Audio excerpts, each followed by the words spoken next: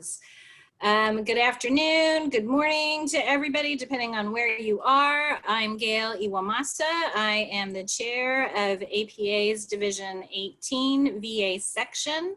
We want to welcome you today to our webinar, PTSD Symptom Clusters, SUD and Depression, Clinical Considerations for Couples Therapy. I'm really thrilled to say that today's webinar is a collaboration with APA's Division 19, Military Psychology, and you can see it on the screen. And so we're so happy to be able to work together collaboratively to bring you an amazing presentation today. This webinar is approved for 1 hour of continuing education credit. I'll provide you all with the details on how you can receive your CEUs at the end of the webinar. If you are a Division 18 member or Division 19 member, you will be able to get those CEUs for free. If you are not a member of either division, then it's only $15, but we would encourage you to join one, if not both of the divisions, and reap the benefits of those. Questions can be answered in the Q&A box at the bottom of your screen. We will be doing Q&A at the end of the presentation, so just please be patient. Also keep in mind that we have 4 amazing presenters today, and they might actually answer your question as we flow through the material. So keep that in mind, but of course, please feel free to ask your questions. So without further ado, I will introduce you to our esteemed panelists. Today, I'm going to start with Dr. Ryan Hess. He earned his PhD in counseling psychology down the road from me here in the bean fields of Indiana at Ball State University. He completed his internship at the Los Angeles VA. He currently serves as the PTSD SUD specialist at VA Northern Indiana Healthcare System. Again, right up the road for me right now, and works in the residential drug and alcohol unit and also works in the outpatient Suboxone clinic. He is a national consultant for VA's CBT SUD and is the lead clinical supervisor for practicum students at that VA. His research interests include PTSD, SUD, TBI, and partner support.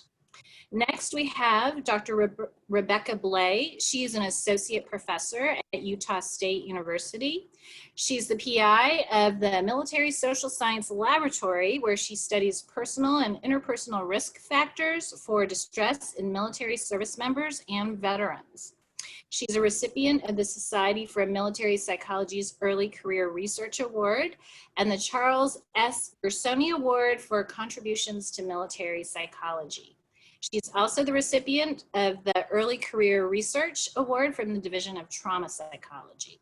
Her research is supported by grants from Utah State University, Society for Military Psychology, and the National Institute of Health. Dr. Jessica Hackenberg specializes in the treatment of PTSD and SUD. She serves as the VA Northern Indiana Local Evidence-Based Psychotherapy Coordinator, as well as a dual diagnosis specialist on the PTSD clinical team. She is trained in cognitive processing therapy and prolonged exposure therapy, among other evidence-based treatments for PTSD and SUD. Dr. Hackenberg is also an assistant adjunct professor at the University of Notre Dame and supervises graduate psychology students on practicum placements at VA Northern Indiana. Also want to note, she is this year's VA Section Outstanding Clinician Award recipient. So congratulations, Jessica. Very impressive. And finally, Dr. Nick Lee earned his PhD in counseling psychology with a cognate in couple and family therapy from, surprise, Ball State University, also up the road from me. Before receiving his PhD, he worked full-time as a licensed marriage and family therapist, primarily treating couples. He is a certified emotionally focused couples therapist, Dr. Lee has conducted research related to EFT with couples and has regularly engaged in training related to EFT and couple therapy more generally. Dr. Lee is now at Radford University as an assistant professor of psychology, where he teaches primarily in the PsyD program. So welcome everybody to this amazing panel of experts. We really look forward to your presentation today.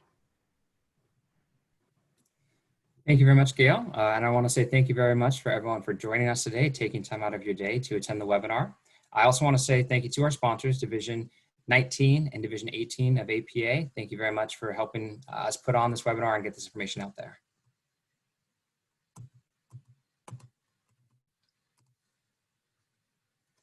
Trying to move my screen forward here.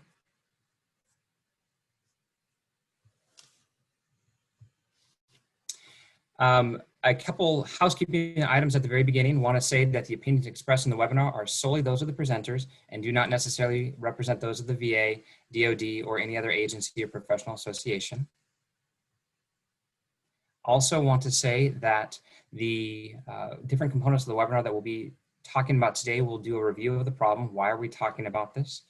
We will talk about our independent study that we did. It's an original study. We collected data. We have some results that we're very excited about. We have recommendations, and we have some resources for people. So I'm sure a lot of people on the call are aware of the salience of the issues of PTSD, depression, and alcohol misuse with service members and with veterans. I also want to say during my presentation that I'll be using the terms service member and veterans and patient. Not that those terms are synonymous, but I'll be using them a little bit just to indicate that these people are the recipient of clinical services.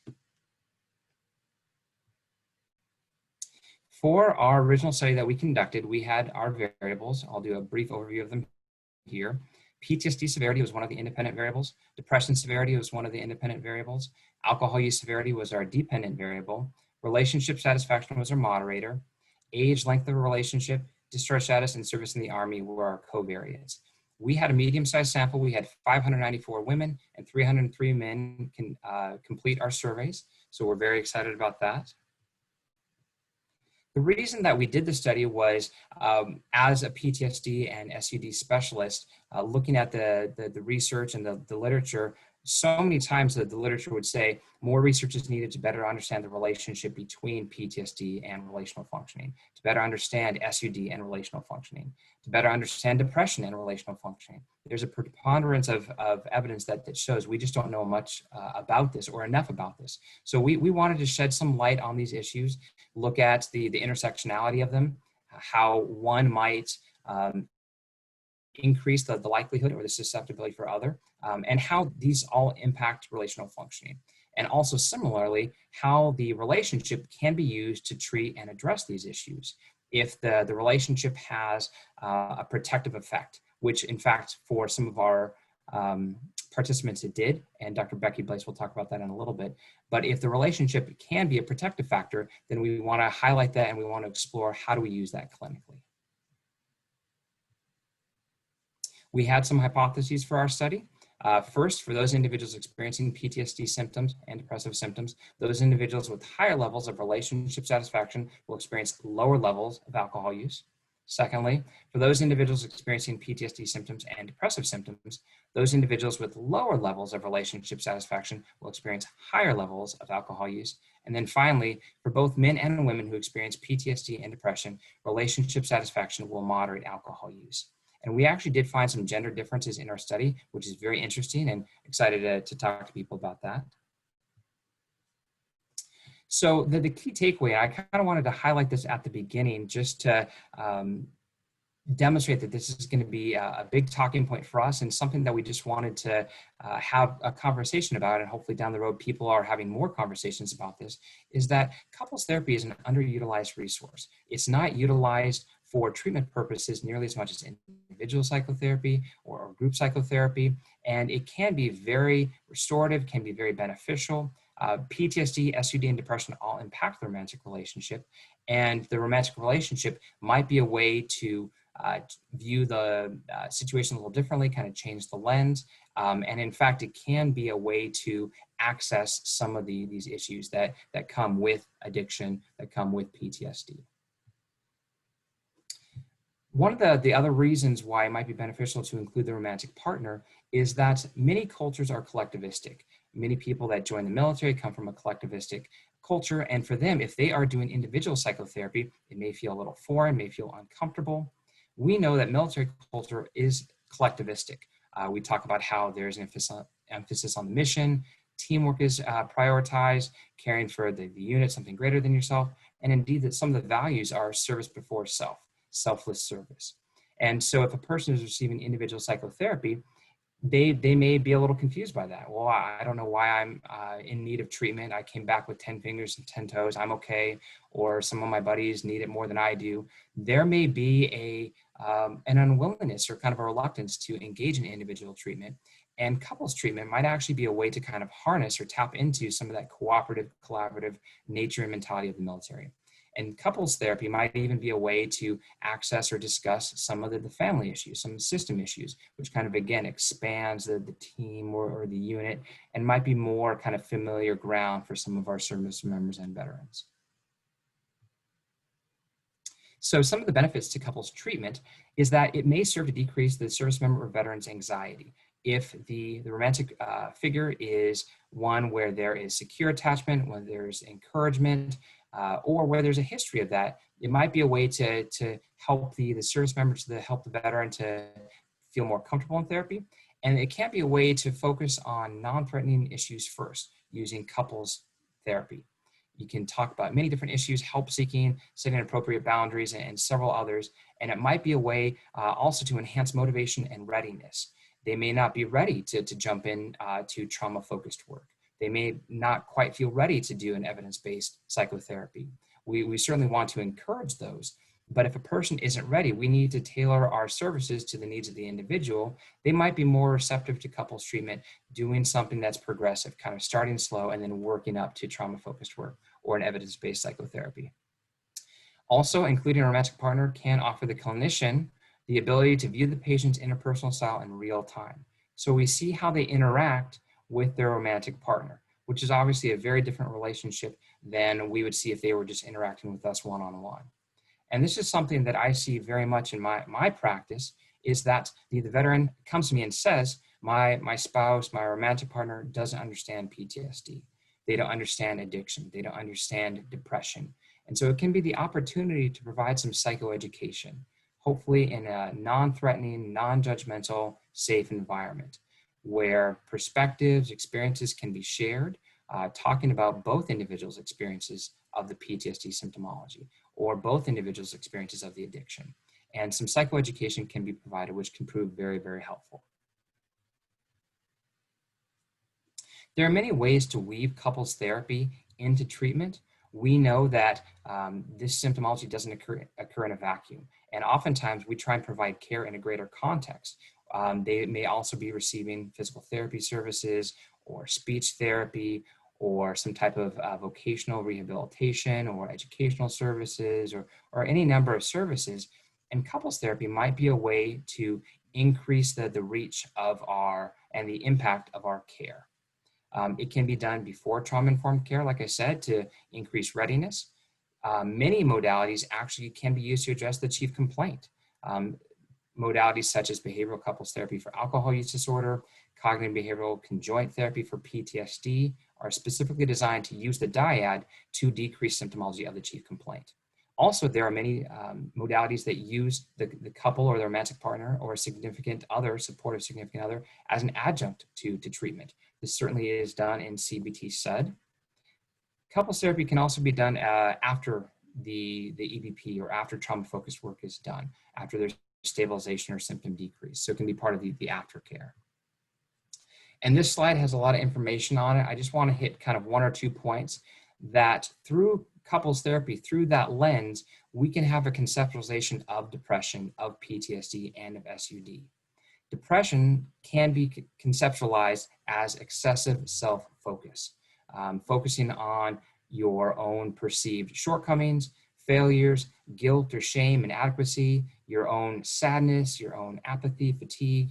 And some have conceptualized a remedy to that as expanding the perspective, encouraging perspective taking, looking at it from the partner's perspective, having the partner talk about their experience, and trying to cultivate empathy and sympathy. So when you have the romantic partner there in therapy, there are many ways that depression can be approached. Similarly with PTSD, one of the hallmark features of PTSD is avoidance. And this can certainly manifest in the romantic relationship. So if the service member or the veteran can learn to start to approach the romantic partner, start to take small steps towards the romantic partner, that can be used for scaffolding so that they can start to approach other things that they may have avoided. And finally, with SUD, almost all modalities talk about the need for social support, healthy social support. And that can begin with the romantic partner, coming to them honestly in a state of vulnerability, expressing their needs, their wants, and trying to set some healthy boundaries. That can be, again, kind of scaffolding that begins in the romantic relationship and can be built upon in other modalities or in other forms of treatment. We are doing much more telehealth now, as kind of evidenced by this webinar. We're doing a lot of telehealth webinars, virtual therapy, virtual care, and so it might be possible that the service member or veteran's partner is more accessible.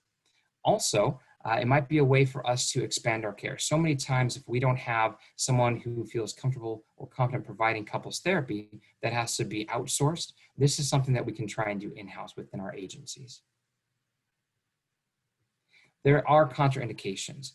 Domestic violence, excessive alcohol or drug use can be contraindications, and there might be times when it's clinically indicated to focus just on the chief complaint.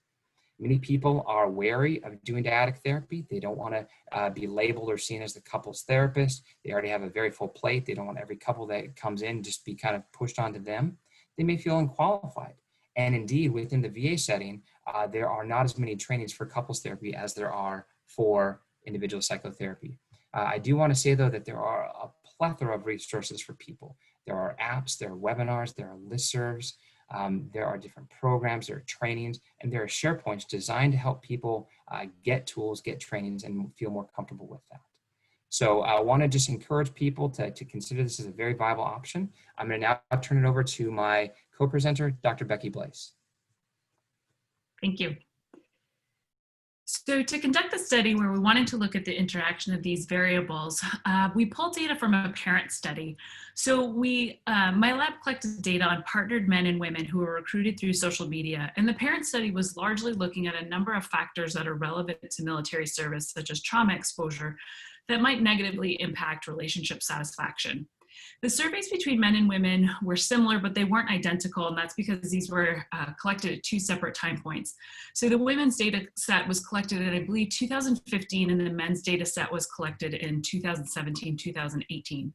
And this study was funded by Division 19, which is the Society for Military Psychology. Ryan, if you could advance.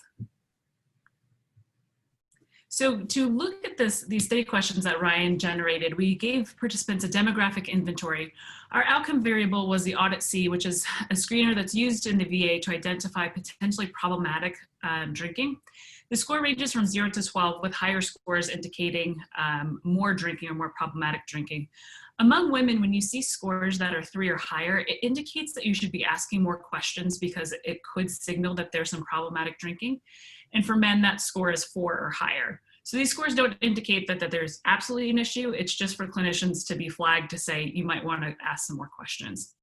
Our moderator, which was relationship satisfaction, we use a couple satisfaction index 4, which is a commonly used measure in clinical practice and research practice.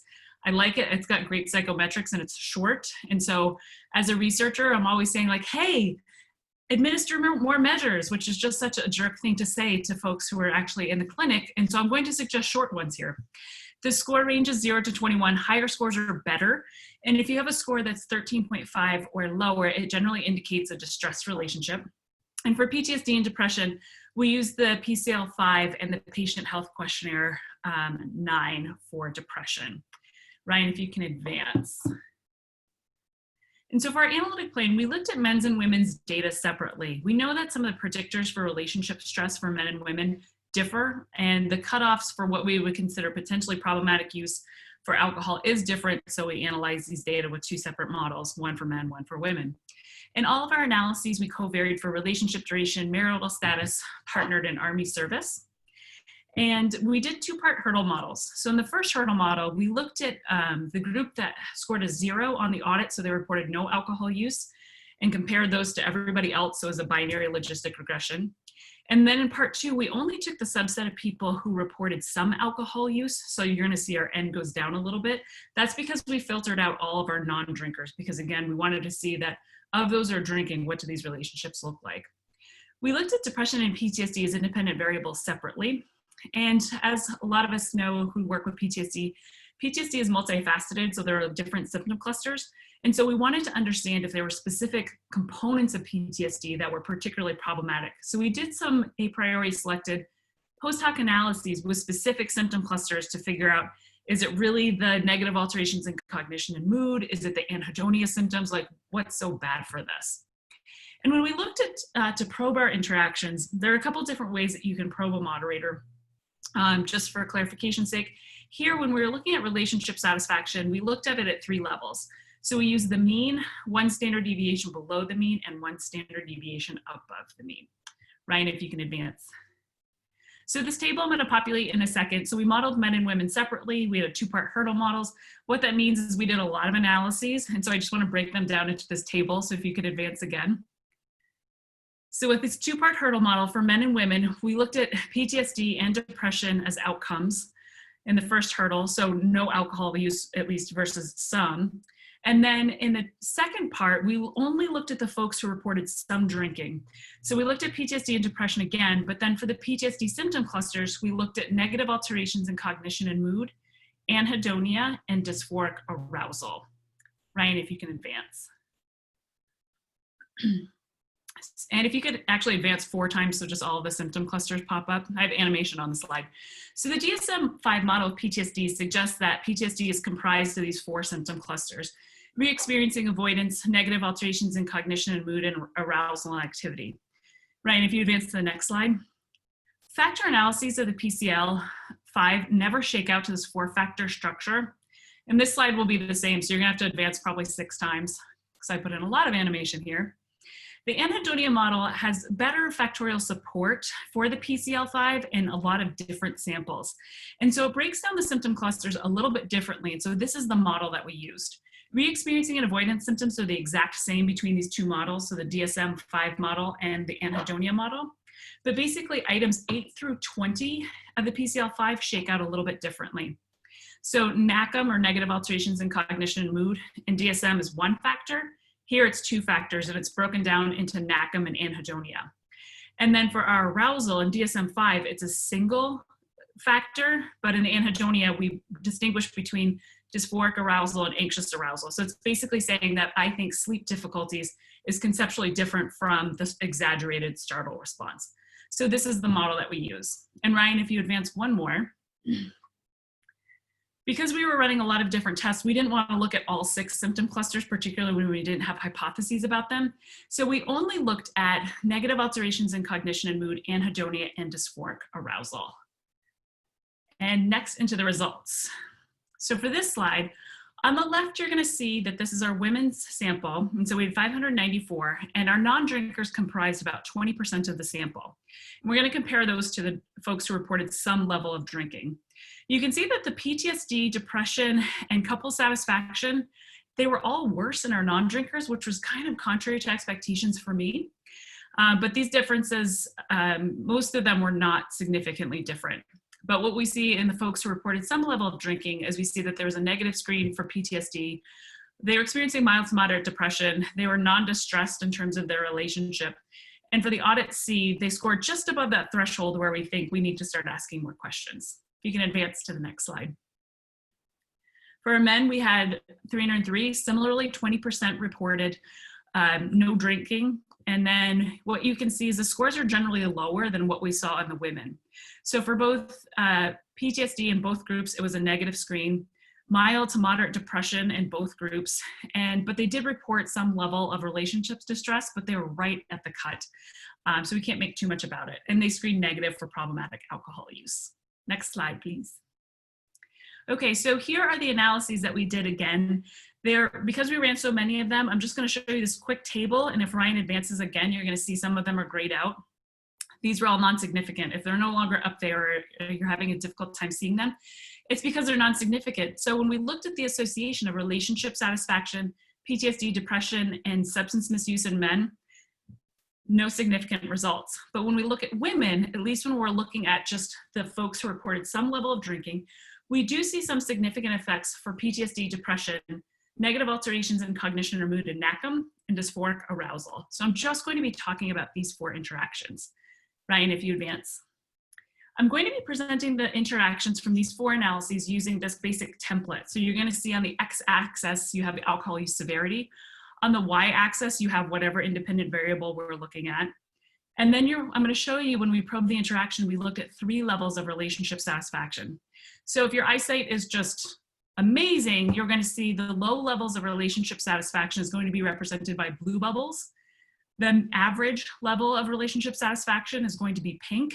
And then high levels of relationship satisfaction will be green for all of these interaction graphs I'm going to show you. Ryan, if you can advance. For this first analysis, we are looking at the association of overall PTSD symptom severity, relationship satisfaction, and alcohol misuse. And what we see is that when folks are reporting that they have low levels of relationship satisfaction, coupled with high levels of PTSD, we actually see increased alcohol use. So it's a combination of high PTSD symptoms, low relationship satisfaction, where we start to see higher alcohol use.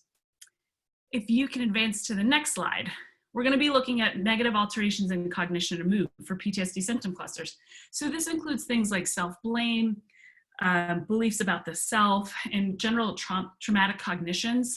And what we see is similarly, so if you have a high combination of those specific symptom clusters, low relationship satisfaction, we're going to see higher levels of drinking. So low levels of relationship satisfaction are particularly bad when we're looking at high PTSD symptoms and alcohol misuse. If you can advance to the next slide. So now we're looking at dysphoric arousal. So if you remember, dysphoric arousal is going to be difficulty concentrating, difficulty sleeping, anger, and irritability. Here, when folks are reporting a combination of either low or medium or average levels of relationship satisfaction and high levels of dysphoric arousal, we see the highest level of drinking here. And so it's that combination that's particularly problematic. So higher PTSD symptom clusters and then lower relationship satisfaction, that combination is going to result in higher drinking. And then lastly, the last interaction. This looks the same as dysphoric arousal because it's very similar to depression as measured by the PHQ-9. What we saw is that the low and medium levels of relationship satisfaction, we saw higher depressive symptoms and more alcohol misuse. Next and last slide for me, please. So what does this all mean? It means that men and women experience relationship satisfaction, PTSD, depression, and alcohol misuse separately. And in fact, here what we see is that these associations are only significant for women. And it's really the depressive components of PTSD that appear to be most disruptive. So it's the dysphoric arousal, it's the negative alterations in cognition and mood. And we see that's particularly problematic when we're looking at those low and just average levels of relationship satisfaction. So understanding why folks might be drinking more when their PTSD symptoms are high, and particularly those depressive symptom components are high, and then when their relationship quality isn't great, better understanding what function might the alcohol be serving, because serving for the veteran is going to be important, because I think it is serving some function. Unfortunately, it's just probably making some problems a little bit worse. But I think for a lot of folks, it might be actually being used as a coping skill where it feels better, but not great. But as clinicians, we might say it's really probably not helping. And it does call for more research. When we look at the couples interventions data that have been done within the VA, the index partner or the index patient or the veteran is typically a man. And so I think this is just a really good call to say we need to be looking at what this looks like when the index partner is a woman. Do these interventions need to be different? Are we focusing on different things? Are we being sensitive towards the unique needs that these two different groups of service members and veterans might be reporting? Thank you. All right. So after looking at these study results that Ryan and Rebecca had come up with, as a clinician, it really struck me, how can I take some of this really fascinating dynamics that they're finding and look at it from the lens of treatment planning, look at it from the lens of treatment selection, and just inform my clinical practices as I work with patients. And so obviously one of the dynamics they were looking at were the different symptom clusters and how that could maybe impact particularly the relationship, but also other aspects of coping. So as a dual diagnosis psychologist, I'm always kind of looking for the most recent research, and this stimulated me to look beyond what I'm used to looking at. And so there have been some recent studies that kind of go along with this. And Dworkin et al. In 2018 found that particularly the PTSD symptoms with people with alcohol and drug use can really vary, sometimes dependent upon what substance they tend to gravitate towards. But particularly for those with alcohol use disorder, avoidance symptoms were very much elevated. And so they found that, the PTSD avoidance symptoms were significantly elevated for folks with AUD as well as additional drug use, compared to folks who only had drug use only. So the interesting finding is that avoidance in this particular study did look like it was using alcohol as an avoidance strategy. Additionally, if we think about it from a more couples therapy perspective, I'm more familiar with conjoint therapy. Monson and Friedman would suggest that avoidance leads to a consequence of a diminished relationship satisfaction because there's less engagement in shared activities. So with less shared rewarding activities due to that avoidance, there's more restraint on those partners' behaviors, feelings, communication with each other. So when couples are lacking that opportunity to connect due to that behavioral avoidance, the idea would be that the positive interactions are less likely to occur. And then even more so that the couple is going to be more attentive to those negative interactions. It's going to lead to increased relationship dissatisfaction. So from an avoidance standpoint, thinking about the avoidance symptoms cluster is maybe strongly related to that family or relationship functioning.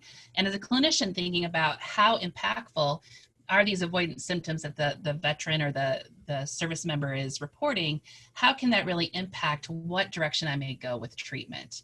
And so as you can see, the dynamic here is that it's probably multi-directional in terms of those intrusions leading to the avoidance, leading to relationship effects, and then possibly those reinforcing behaviors from the partner. If you could go ahead and advance for me. So also thinking about those hyperarousal symptoms. So those symptoms including irritability, aggression, self-destructive behavior, hypervigilance. There has been that same study that looked at the hyperarousal symptoms, and they really found in particular that the hyperarousal symptoms were elevated in folks who had PTSD in addition to a drug use disorder. So in the subsample with alcohol use disorder, the hyperarousal symptoms were elevated in folks who had co-occurring numbing symptoms, which I found was really interesting. So, when we think about this complex interaction between hyperarousal and alcohol consumption, so again, often many of our patients that we're working with are reporting, I can't sleep, I feel on edge, and so what do? I drink. If we think about that interaction and how that's going to impact a relationship or a partnership with someone, certainly violence is one that we can have consideration of, but also in terms of deficits in communication. So if I am opting for alcohol use or drug use in order to avoid that communication, certainly that is again going to lead to this behavioral constriction and emotional numbing. If we could go ahead and advance to the next slide, thank you. So again, thinking about these negative alterations in mood and cognition that came up obviously in the study we just discussed, but there's also additional studies that are really looking at the effects that these types of symptoms can really have. And so when we think about from a symptom cluster standpoint, losing interest in activities, feeling estranged from others, increased anger, this is going to probably lead to a lack of social support. It's not necessarily enjoyable to interact with folks who are presenting in that manner and interacting in that manner with us. And to some extent, there was a study in 2016 that looked at examining the role of reward functioning in PTSD, SUD comorbidity, and really looking at anhedonias stemming from deficits in that reward functioning. So if I'm not getting a positive feeling, a positive interaction, there's no indication or motivation to continue that interaction, right? So there's this lack of reward that comes out of those interactions. So certainly these different symptom clusters and how they may be impacting the relationship as you're doing an intake with a patient, or you're really kind of building some treatment goals for them. Finding meaningful treatment goals that really kind of reflect how these different symptom clusters are maybe impacting overall functioning and relationship functioning could be really useful. If we could go ahead and advance to the next slide. So there's a big push, I think, at least within the VA, but I assume kind of across the board here, to really look at clinical practice guidelines and to use those clinical practice guidelines to help us select treatments that be most beneficial for the folks that we're working with.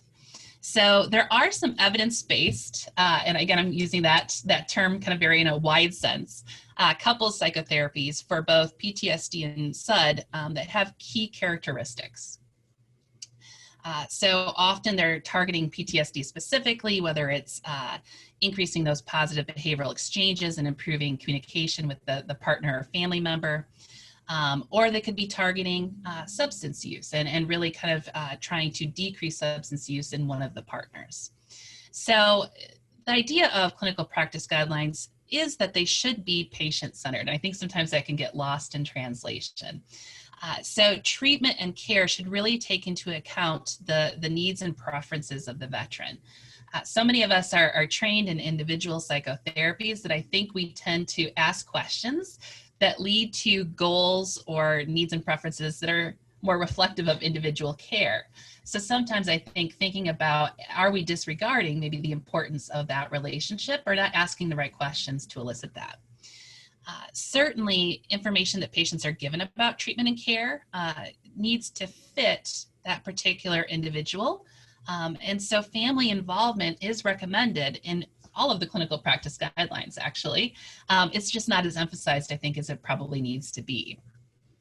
So if we think about specifically the VA-DoD guidelines for PTSD, under the knowledge gaps and recommended research, there is a need that's recognized by the group that put together the guidelines, that the studies for informing selection of treatments for specific patient populations, as well as different ethnic or racial groups and various work cohorts or trauma exposure groups, really isn't known. There's a lot that we don't know about that.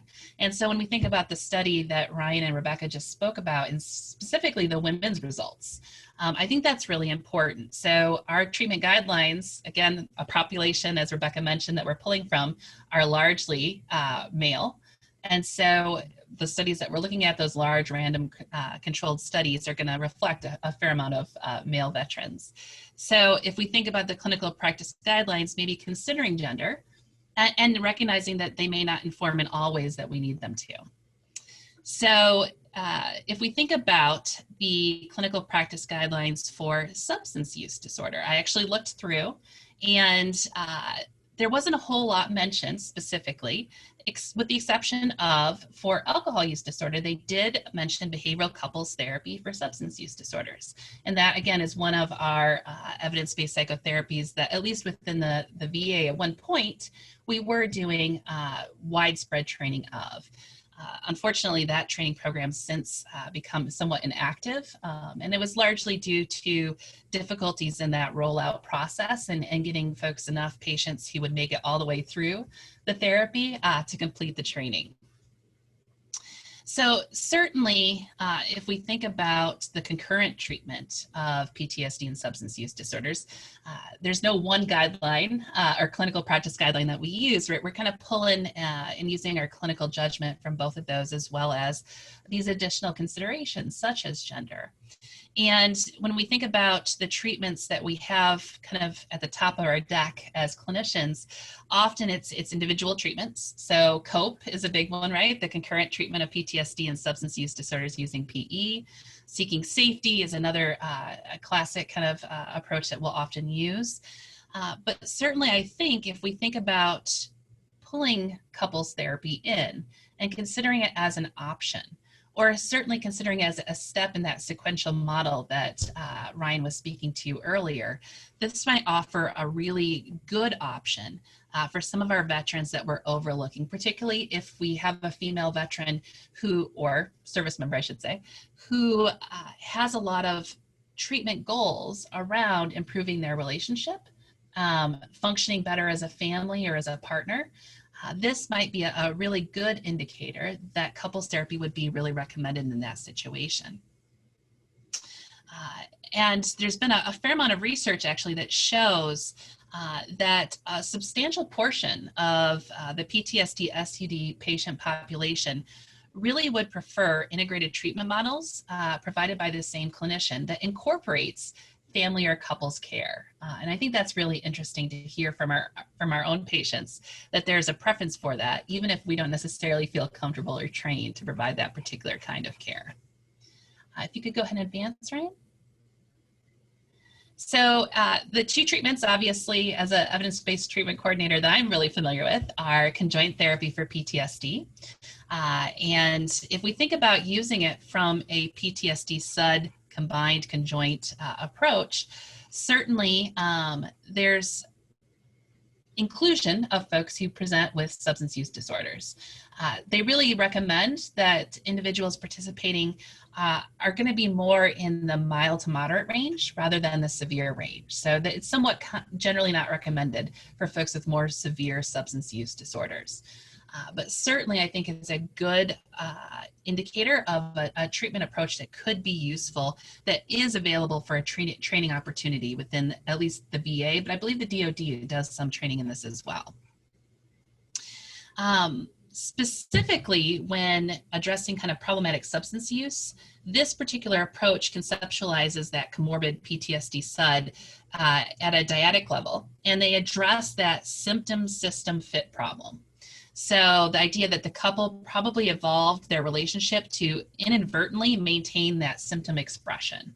And so the protocol primarily uses phase 2 of the therapy to really address that problematic substance use.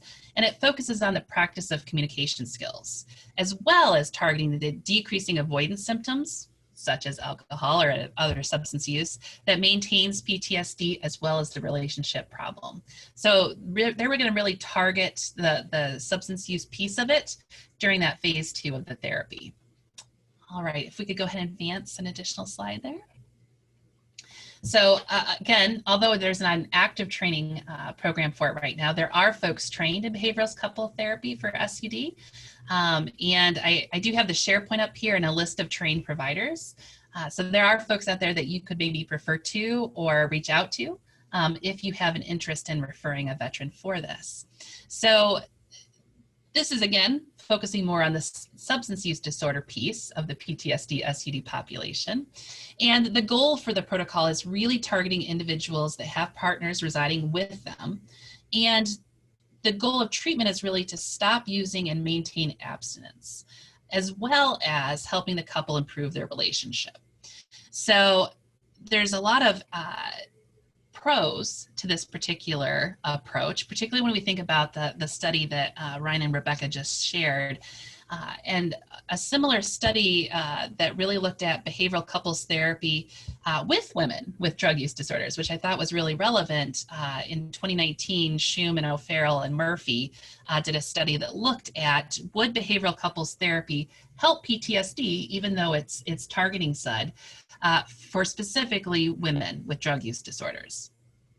And what they found is that there was increasingly improved not only relationship satisfaction, but also improvement in the PTSD severity. And that severity improvement included post follow-up. So it did seem to be efficacious for not just addressing the substance use piece, but also addressing the PTSD in these women veterans. So that's a really promising study, and I thought it really had a direct impact and related to the study that Ryan and Rebecca shared. So if we could go ahead and advance to the last slide for me.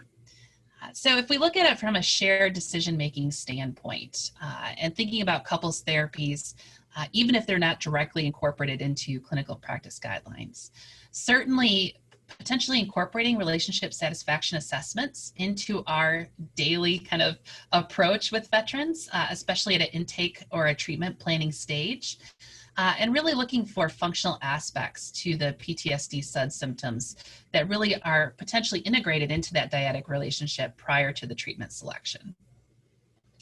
You know, given the recent research, really thinking about a special consideration for women or individuals with a history of sexual trauma and how that PTSD SUD symptoms may be working as a coping strategy through avoidance. As far as possible resources within the VA system, we certainly have local evidence-based psychotherapy coordinators like myself that could help refer to clinicians who are trained in it if you yourself are not. And within a VA system, you also may have a PTSD SUD specialist who may be aware of folks who are trained in these specialized treatments. But I do want to emphasize there are a lot of couples therapy approaches beyond the two that we offer widespread training for in the VA.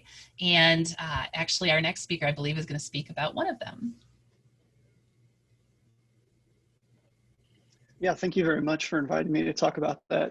When I was asked to join this panel to speak, I was querying Dr. Hess around this. Like, I don't work in the VA, and I've worked with service members for sure, and in private practice primarily over the years, but I do have a background in emotionally focused couples therapy, and he was hoping I could speak to some of that in terms of what might this look like within the context of how you can use couple therapy to concurrently treat things like PTSD, substance use disorder, all at the same time. So I appreciate the opportunity to talk about it. I will never pass up on a chance to proselytize the good news of couples treatment as something to do more and more of. And so it's really great. And so, but just in a brief review, the good news, right, is that couple therapy is effective. It's in fact 70% effective for couples receiving treatment. And so that's great news. We know from meta-analyses and from systematic reviews that the effects that we see in couple therapy, not just for general relationship distress, but also for what we would call individual disorders, right, these individual-based issues, is on par with what we see in individual treatment. Effect sizes ranging from 0.60 to 0.80. That's really promising. We also have a lot of great systematic reviews and other studies out there showing that couple therapy is fantastic at helping couples navigate issues related to alcohol, navigating issues related to various mood disorders, depression, anxiety, as well as trauma. And so I'll kind of talk a little bit about, from the EFT perspective, how we conceptualize some of this in our treatment. But certainly, as we've said, EFT is not the only approach to doing this. So if you want to hit the next slide. So we've talked about cognitive behavioral couple therapy, and I just think it's great. We have so many choices now with the various well-established evidence-based models of couple therapy that are out there, including EFT, Gottman's work as well. And what's not only nice about that in terms of the research support, but they're manualized. These manuals are accessible to us. We can learn from them, we can glean from them. And there's also, as Dr. Hackenberg was mentioning, there are training and protocols out there now for all these models. So as clinicians, we can go and sort of receive really great training, oftentimes from the people that are the main proponents of the model, so we can learn how to best use this in our work with couples. So EFT, for just a real brief overview, was developed by Drs. Johnson and Greenberg in the mid-'80s. And so the most recent treatment manual, if you're looking for it, is the 2020 edition.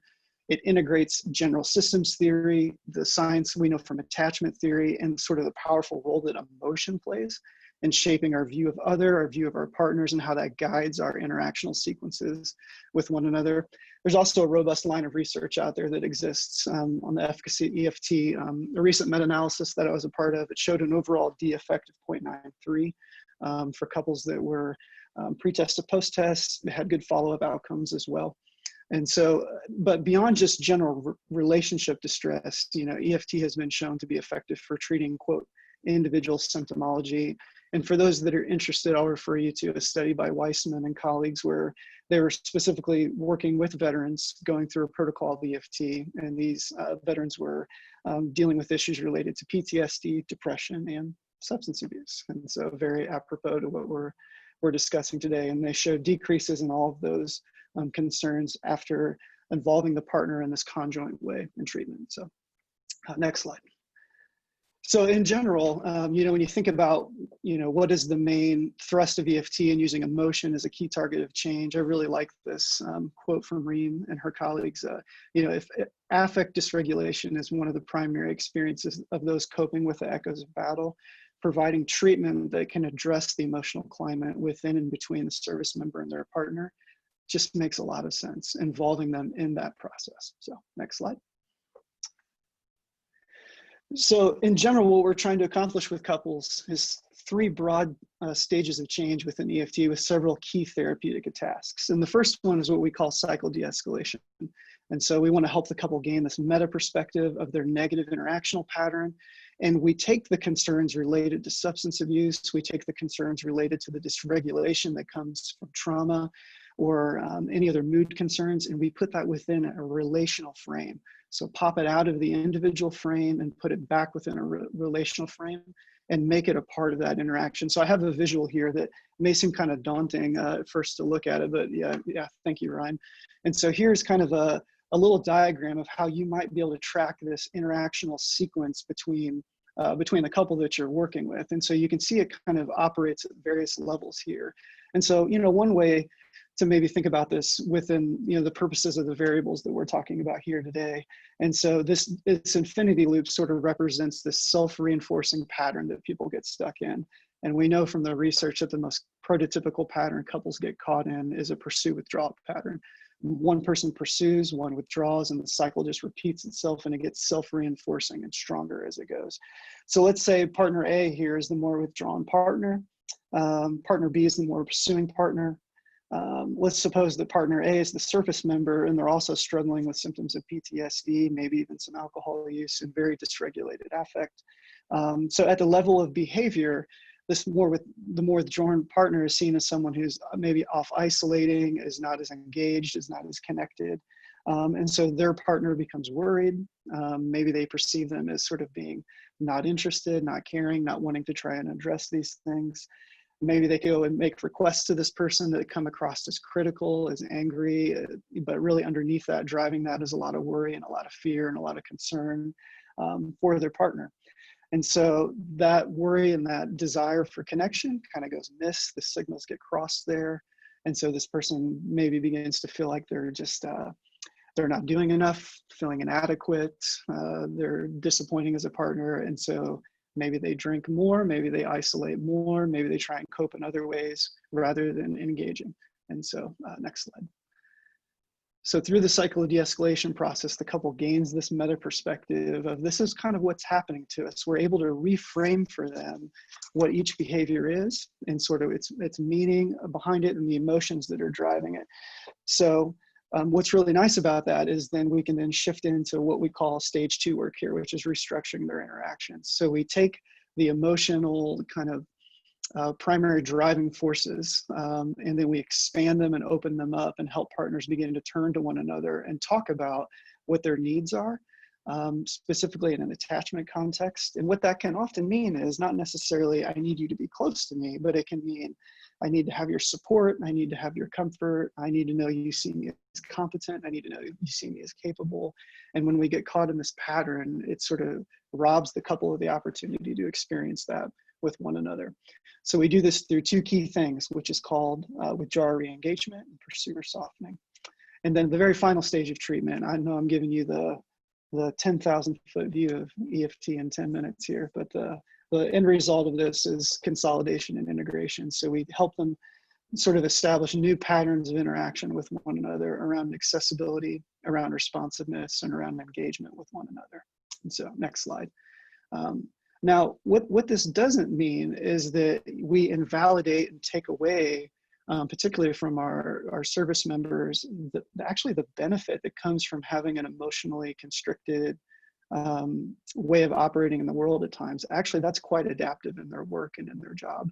But also something I've come to learn, particularly in the service members that I've worked with in therapy, is the amazing degree of flexibility and adaptability they have. And so it's learning, when do I need to put on my hat of locking down my emotional experience so I can focus on the job that I'm doing, and when can I sort of take that hat off and come into a space where I can be accessible, responsive, and engaged with my partner. And so I had a couple that I worked with a few years ago, where one partner was a Marine, and how he kind of symbolized this for himself was what it was like when he went to work for him, and sliding on his body armor and sort of protecting himself for the job that he needed to do. And then when was it okay for him to take his body armor off and have a different type of interaction with the people that were around him. And so that's something we want to honor. That's something that we want to validate in the folks that we're working with. We see it as an adaptive response in its time and in its place, but how can we help them have a more adaptive response at home with their partners, particularly around getting the support that they need as they're navigating these issues that they're experiencing. So with that, I'll turn it back over to our perhaps moderators if there are questions, or back to Dr. Hess for any final comments.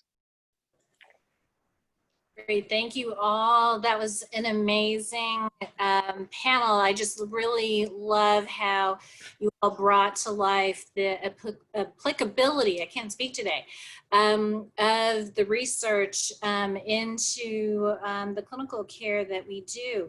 There is one question in the Q&A chat, and I believe, Rebecca, it is for you. Sorry, my kids are texting me after school here. The joys of working from home.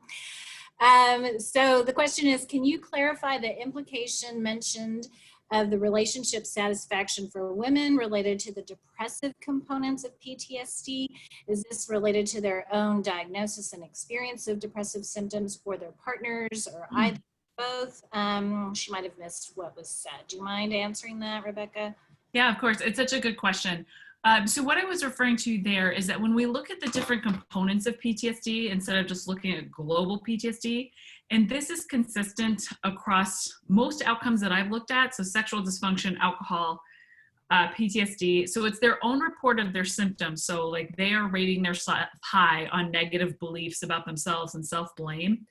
But when we look at these PTSD symptom clusters, it's always the depressive components of PTSD. Like I've never had a study where it's like the re-experiencing symptoms are bad, or that it's the avoided symptoms that are bad, or even anxious arousal. It's this negative alterations in cognition and mood, anhedonia and dysphoric arousal. And if you look at those, they largely look a lot like depression. And if you took them out of the PCL, you wouldn't necessarily know that you were asking about a PTSD symptom. And so this is consistent in both men and women's data. There was actually a review done to say like, oh, it really seems like the parts of PTSD that are bad are the parts that look like depression. So that's what I was meaning. And I hope that that clarifies your question. Thank you for asking. Great, thank you. Dr. Christensen also wants to know that integrative behavioral couple therapy has been available in VA, and we've had training for that for the past 10 years as well. And also a very nice literature support for that. Any other questions? Oh. One last one, it's going to have to be from Emily. Is there theoretical and longitudinal evidence or theory to suggest directions of the relationships between SUD, PTSD, and depression? Anyone want to take a shot at that? I don't know of longitudinal evidence. The study was obviously cross-sectional. It's a great question, and I would want to kind of kick it almost to like Candace Monson and Jeremy Shum, because I think that they could answer it so much better, and I don't know that they're on the call. They're definitely not panelists right now. Okay, so maybe we'll take that one for the record.